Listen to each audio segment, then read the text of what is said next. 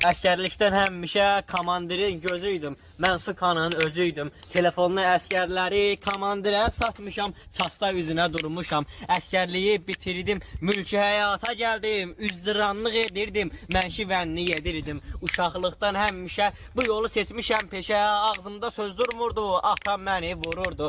Vəzifəli görəndə tez sabunluq edirdim. Onlara ata deyirdim. Sevirəm rəisin qucağım. Şöbə ata ocağım. Əgər şərlənmə olsa məhkəməlik.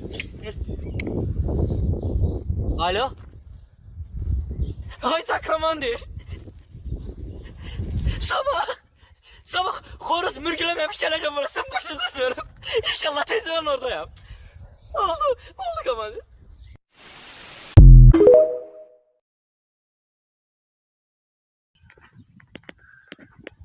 Əsgərlikdən həmişə komandirin gözüydüm. Mən Sıkanın özüydüm. Telefonlu əsgərləri komandirə satmışam. Çasta üzünə durmuşam. Əsgərliyi bitirdim. Mülki həyata gəldim. Üzranlıq edirdim. Mənşivənni yedirdim. Uşaqlıqdan həmişə bu yolu seçmişəm peşə. Ağzımda söz durmurdu. Atam məni vururdu. Vəzifəli görəndə tez sabunluq edirdim. Onlara ata deyirdim. Sevirəm rəisin qucağım. Şöbə ata ocağım. Əgər şərlənmə olsa məhkəməlik.